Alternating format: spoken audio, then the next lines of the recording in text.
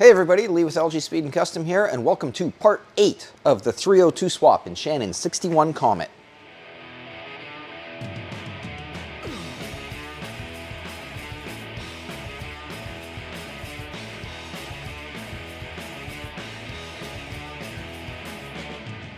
So if you'll remember in the last video, we left off with, we had that issue with the starter hitting the weight on the flex plate.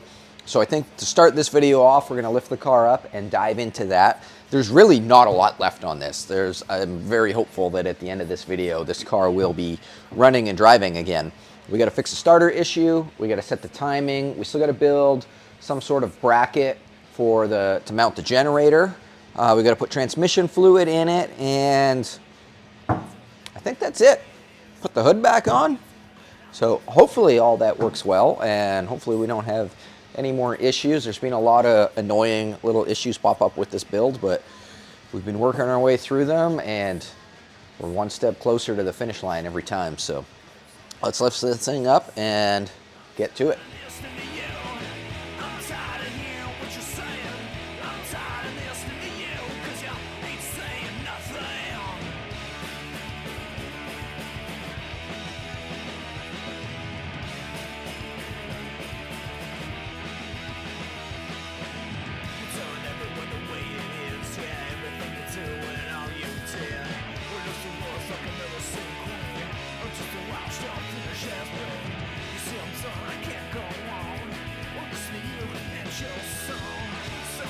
Okay, so underneath the car here, this is our current issue, is this weight is getting stuck in here. And I think it's because this little stupid tin plate thing, the starter hole isn't pushed out enough.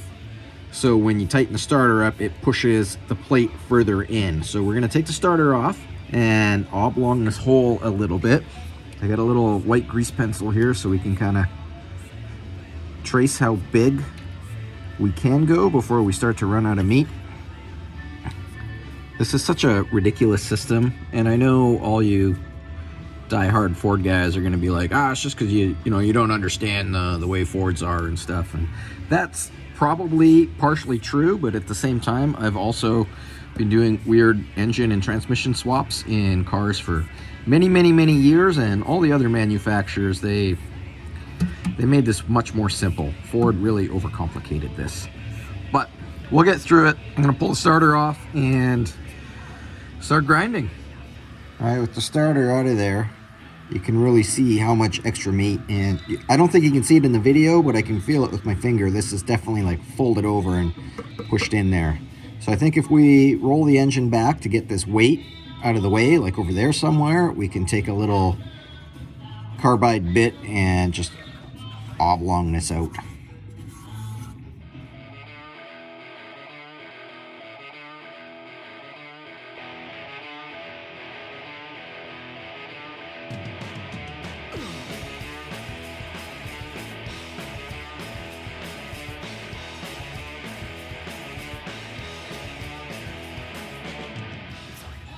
Okay, before I bolt the starter in, I'm gonna roll this over to make sure that it clears.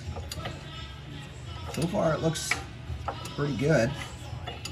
I think it's just scuffing it a little bit. I'm assuming it's probably just a burr on the backside. I don't think I'm overly concerned about it. So maybe I'll try to clean the burrs off the back, and then we'll bolt the starter in and try it again. So I put the starter in and tried it, and it is just touching the starter a little bit on this lip right here. You can kind of see a shiny spot right there. So I'm gonna take this over to the bench, and there's a tiny little flange right here. I'm just gonna grind that flush, and then we'll try it again. The starter's stupid.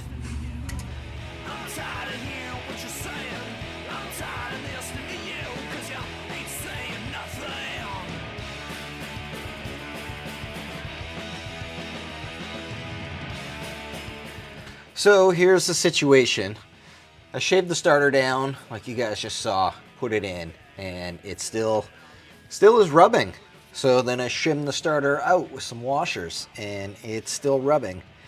But it's only rubbing in one spot, and it's not even rubbing on the weight like I like I thought it was. It's actually rubbing on the ring gear. So I thought that's super weird. So I started rolling I took the starter out and started rolling the engine over.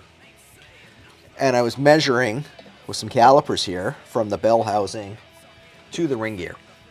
And on this side right here, it's just over half an inch. 180 degrees from there, it's 3/4 of an inch. So that's like a 1/4 inch difference, which means either the flex plate is bent or warped, or I didn't put it on properly and it didn't seat on the back of the crank properly, or maybe the ring gear is welded on crooked. I don't know. What it does mean is this transmission has to come out. And that means we're probably not driving the car this weekend like I had hoped. But we don't really have a choice. Something's got to go. Maybe we can just pull the whole works out. Put a small block Chevy and a turbo 350 in it. That'd work so much better. So much easier. Okay, I'm going to pull the drive shaft out and start undoing stuff and drop this transmission. Yay.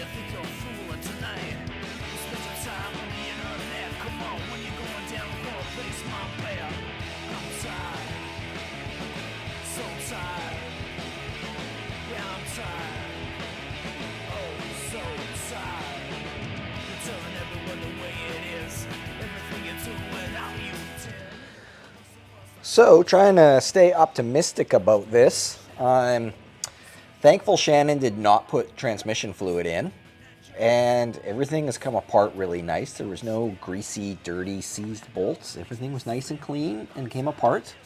So that's good. It actually came apart pretty easy.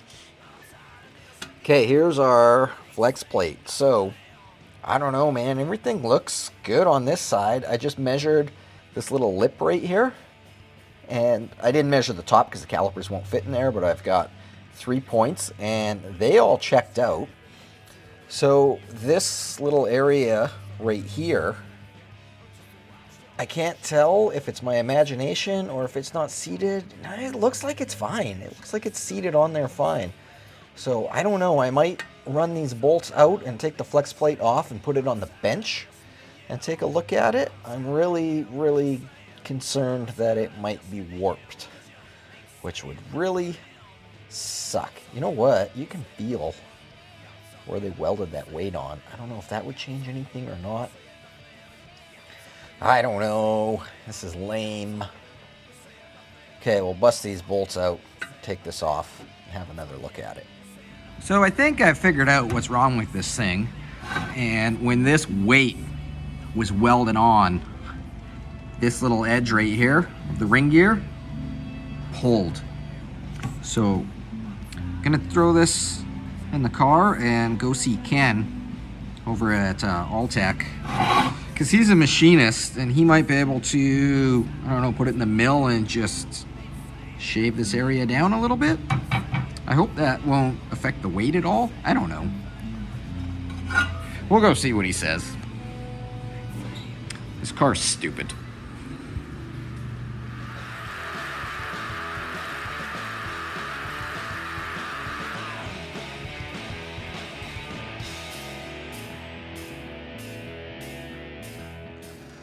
So we just got back from Ken's and we put the flex plate in his lathe and measured it with the little mic thing, and it was definitely out. So then we put it in a press and pushed some stuff around, and then we ended up chucking it up in the lathe, and we just took just a sliver off of it.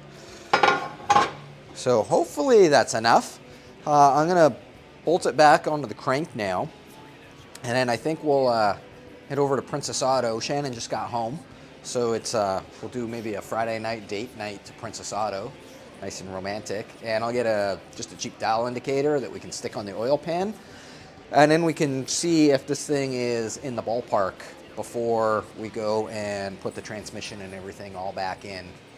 So I don't know if it'll work or not, but we'll try it.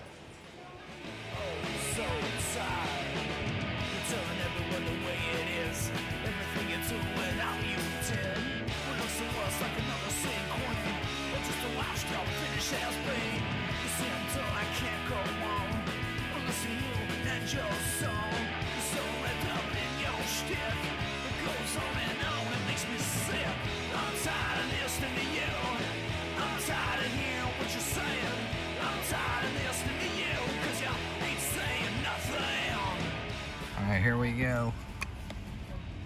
Deflector gauge and a magnetic base.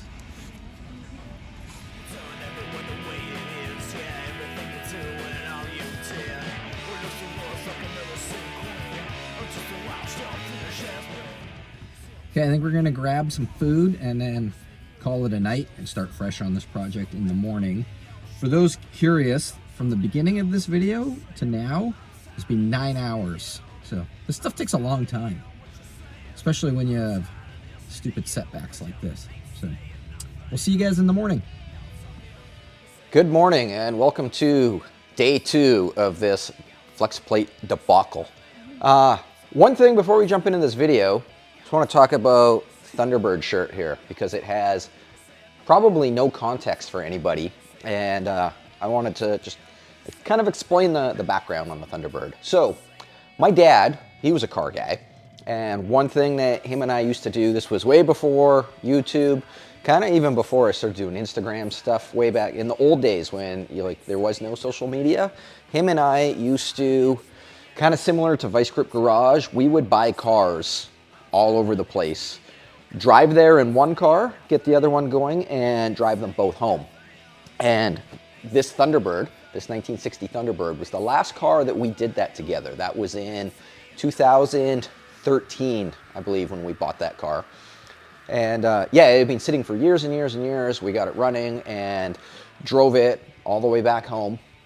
So I had that car for years. I just sold it. When did we sell that car? Almost 2 years ago. Yeah, almost 2 years ago now. It sold. Our good friend Ross Galitsky, he owns it now. Just before I actually sold it, we did like a trade deal workout thing for he got the Thunderbird and we got the 47 and a whole bunch of other stuff. So that's the story on this car here, if you guys were all wondering. This artwork was done by Jacqueline Davies in the UK. She does a lot of artwork for like Hop Up magazine and is very involved in the hot rod scene over in the UK. So it's her artwork. It's one of my favorite shirts. So now you guys have a little bit of context on that.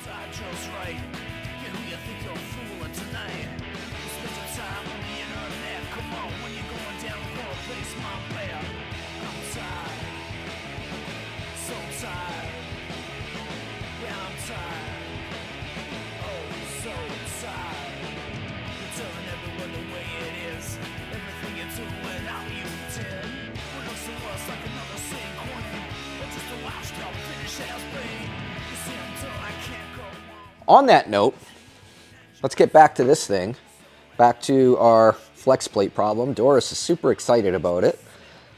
And I was laying under the car this morning and I found out where our problem is.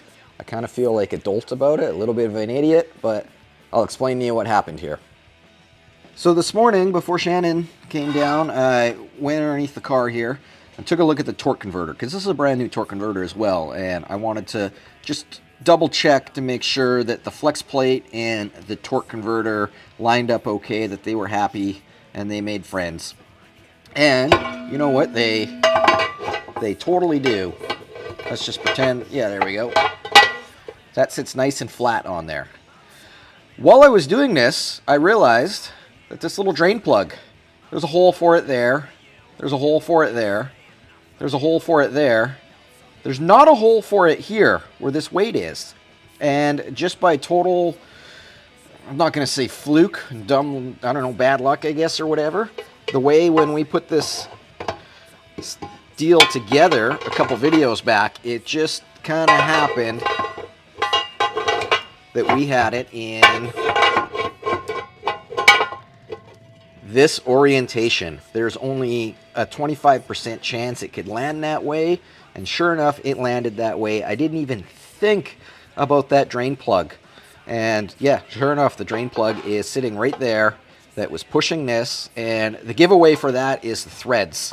These threads, I noticed when I took it apart, the threads weren't all the way on compared to these ones over here. And then I took it a step further and looked on the backside, and sure enough, there's evidence of blue rub marks on there. So I think that is... Get your butt out of my face.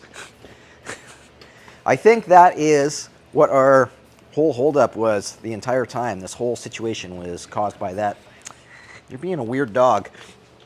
So, yeah, I guess, you know, that's pretty much completely my fault. But I mean, I don't know, it's kind of a weird situation. How are you ever supposed to know that or think of that until you've experienced it? So I'm going to write that down in my book of experiences from the School of Hard Knocks. And we'll put this thing back together, making a note that that drain plug goes through the hole, and hopefully we can get this transmission back in and everything happy again. Hopefully. Ugh, this is so frustrating, so stressful. So stressful.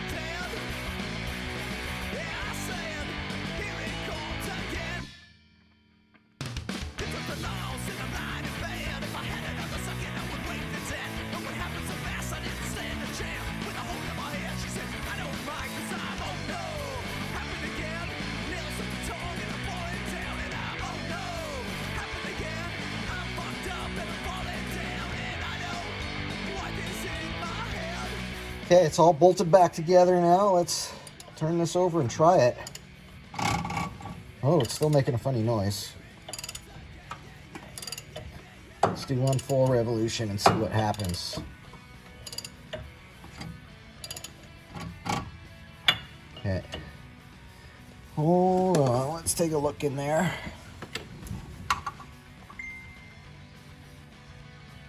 don't know what it'd be hitting on. I don't see anything. Okay, go. Clears now. Now, hopefully, the starter will actually engage with the ring gear, because there's still that variable that we haven't crossed yet. Moving along.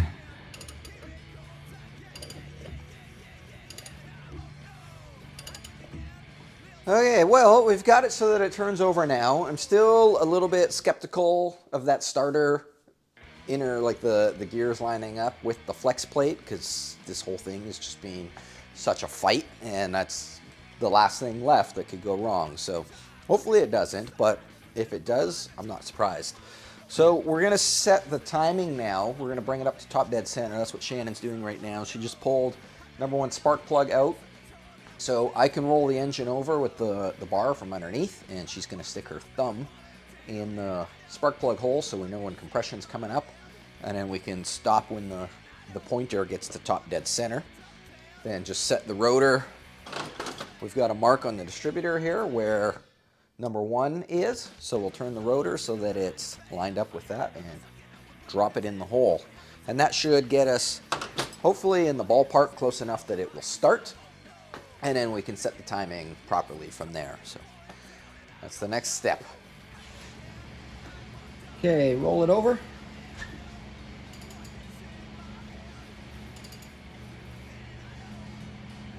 Good.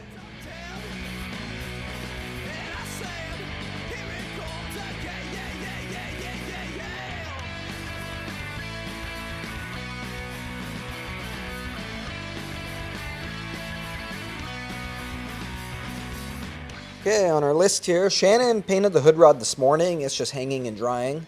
So we can cross off timing and starter. I don't know if I should cross this off or not. I mean, it's bolted in, but I don't know if it's going to work or not. So the next couple things on the list is transmission fluid, which Shannon is just started now. She's just putting the funnel in. And generator and belts. So the generator is something I've been avoiding for a while because we should have built the brackets for it while the engine was still out on a stand where it was easy to get to, but I didn't, and I've just been procrastinating about it until now. It is finally the last thing left. So here's the generator off this car, and I know everybody is probably screaming right now, put an alternator on it, put an alternator on it, but Shannon really wants to keep this thing looking period correct. And that crusty old generator, as crusty as it is, it works. It works great. It's been in this car as long as Shannon's owned it, and it's never ever had an issue. So we're gonna reuse it. All the wiring's already there anyway, so it's just literally figure out how to bolt it to the engine and hook the wires back up.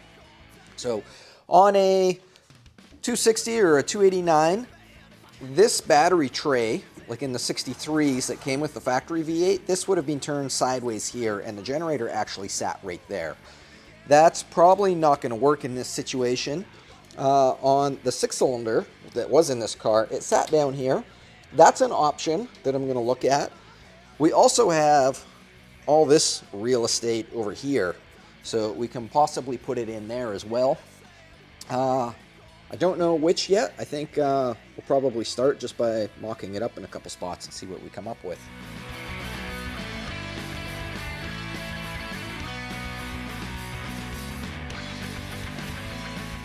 So I said I was going to put the generator on, but you know what? The generator doesn't actually fit physically in here. To get the pulleys lined up on this side, the generator was like hanging way out here to clear the valve cover, and on the other side to tuck it underneath here, it didn't physically fit in there either. So that's probably why the factory mounted it up here and turned this sideways. So rather than doing that, because that's just reinventing the whole wheel, I had a GM one-wire alternator just sitting around, so I just quickly built some brackets and we mounted it right there. We'll have to move the coil to a new facility, but that isn't a huge deal. So Shannon just ran over to Bumper to get some belts. So while she's gone, I think I'm going to take this bracket back off and spray a little bit of black paint on it. The hood rod, Shannon painted it and put it back on, so it's good to go. And yeah, we're making progress.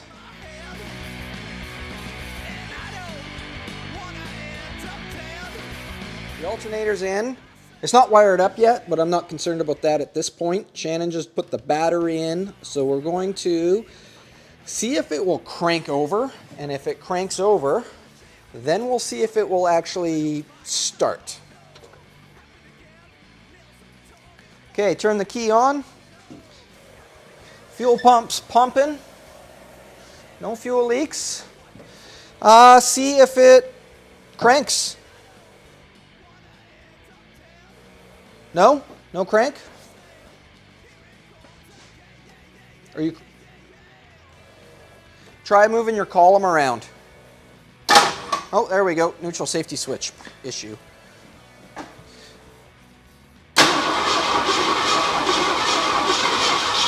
Holy shit, it might actually go. Okay.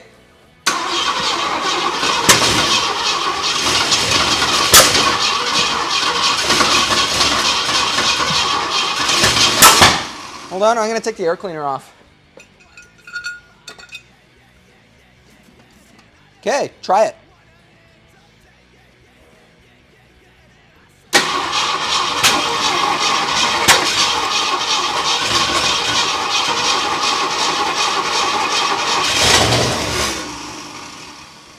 Go again.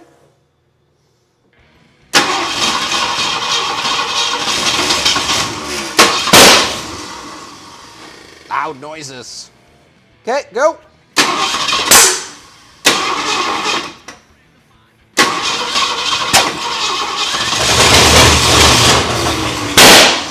Good gosh. Go.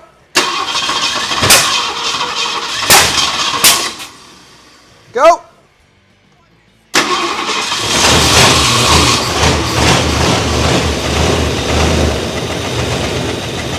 Oil pressure.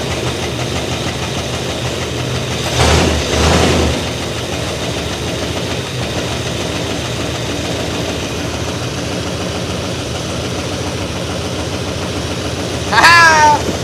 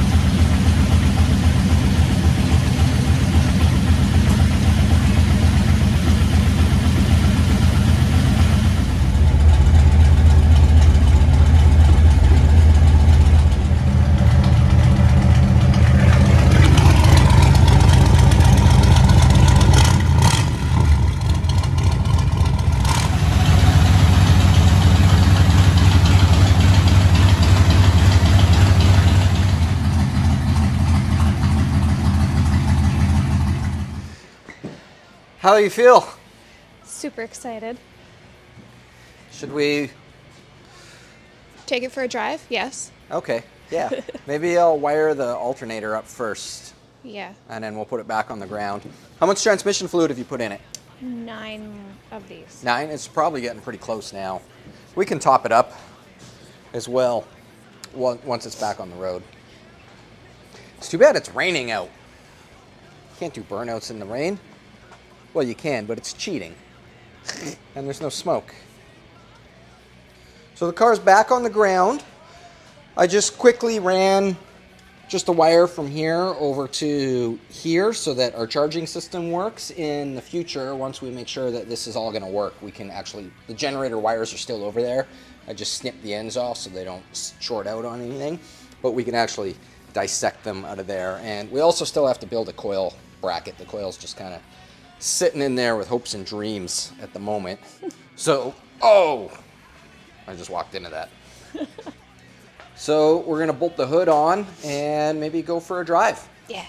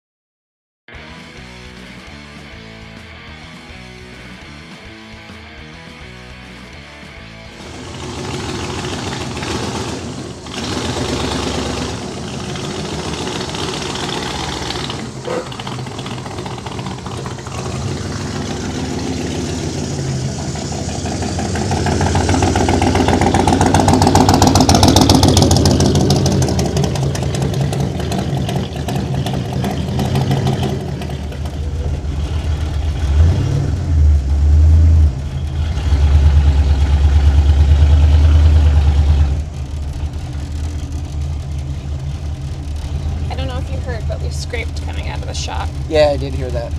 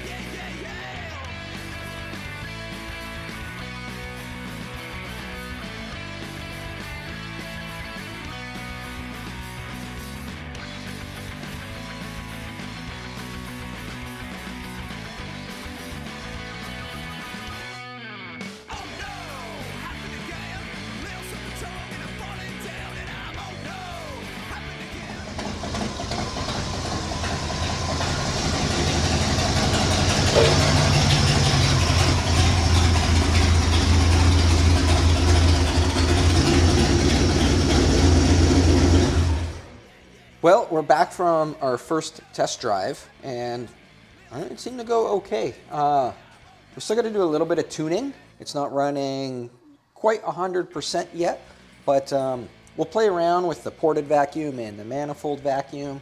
And I did have the timing light on there, but you couldn't see the little numbers on the harmonic balancer, so we'll clean that up and get it timed properly, maybe play with the carburetor a little bit. But, oh, hi, Brian. Hey, everybody, Brian's here. So yeah, so far, not too bad. It moves under its own power. Hi, Brian. Hey, looking good. Yeah, Brian came to check it out, so we just got back from the first test drive, like moments ago. Sweet. How was it? Pretty It's good. good. Does it haul? Oh, we still got to tune it.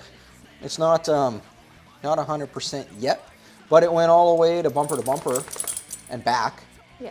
without stalling or having to push it or call a tow truck. Yeah.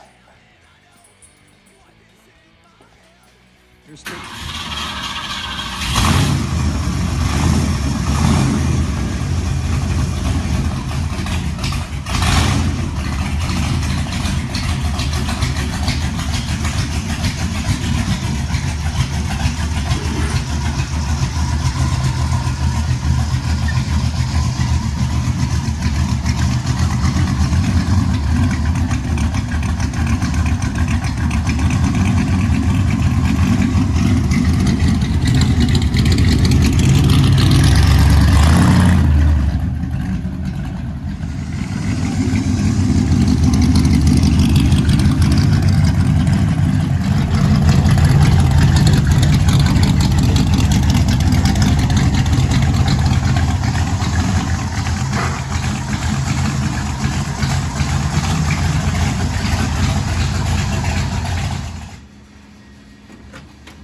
Is that better? Yeah, much better. And fast. So we just did a quick diagnosis and Shannon had two plug wires crossed. I kind of thought it had on the passenger bank, it sounded like it had a miss. So she just came back from a road test after switching those around. Do you think it'll do burnouts now? Probably.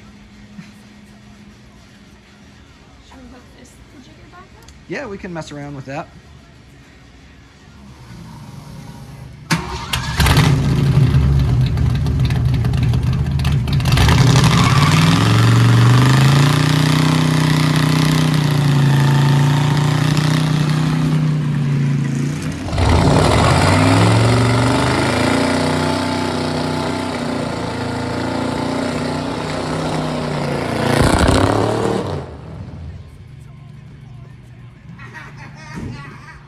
That was amazing.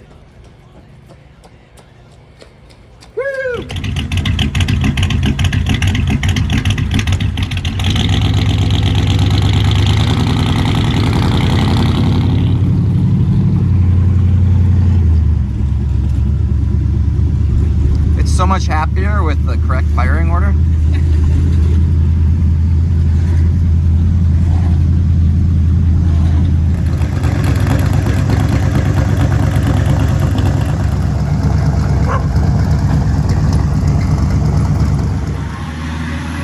So we've just kind of been cruising around with it, and so far everything's working really good. It runs so much better with the correct firing order, as you know, one would expect.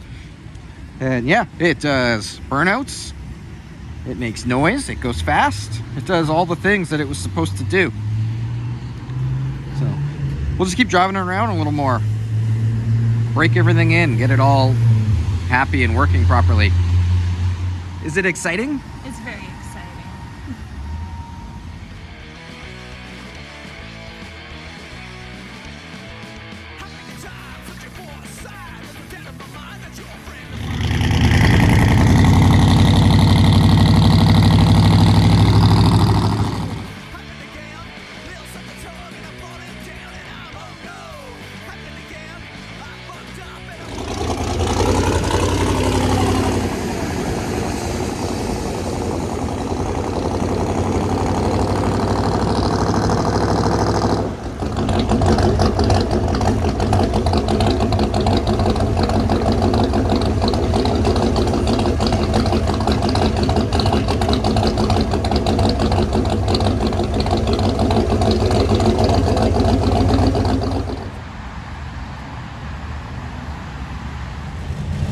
morning. So when we left off in the last scene there, it was Saturday evening, and we just got the car running, and we were out driving around having a great Saturday night with it. It is now Thursday morning. Shannon has been driving the car every day to work for, what, 4 days now? Yeah. And how's it been going? It's been going really good. Getting used to the looks from passersby. But the car's driving great. It's a little bit cold-blooded in the morning, but that's fine. I know how to get it started. It's a little bit low, but I like that. So, I don't know. All in all, it's been a really great drive. Cool, yeah, and it hasn't come home on the tow truck yet, which is good. It's made it home every day. So Shannon doesn't work Thursday mornings, so we finally have an opportunity to get some like daylight driving shots for you. So that's what we're gonna do now. We just warmed the car up, so let's go drive around and see what it looks like in the daylight.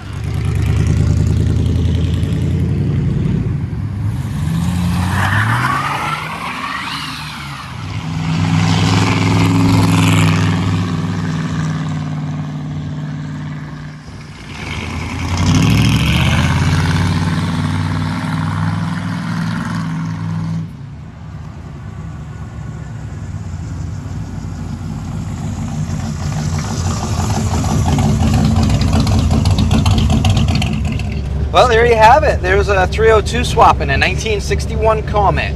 So that's going to conclude this chapter of the build series, but it's not going to conclude the rest of the build on this car. The engine and transmission is done, but there's still so much more that we're going to do to this car. So make sure to subscribe and hit notifications so that when we post a new video on the Comet build, you know all about it.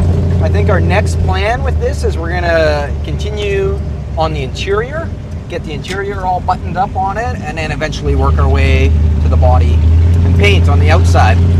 So thanks everybody for watching. I really appreciate it. If you want to support this channel, please check out the website, lgspeedcustom.com. And we got hot rod shirts and stickers and hot rod parts. If you're putting a 302 in your Comet, get a hold of me on Instagram or at LG Customs, or on Facebook at LG Speed and Custom.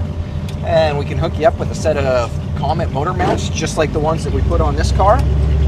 And yeah, thanks to Christian Head and the Wrought Iron Haulers for the music on this video. Check out Christian Head's YouTube channel, Headlines Pinstriping. Fantastic artist. So anyways, thanks so much for watching, and we'll see you guys on the next video.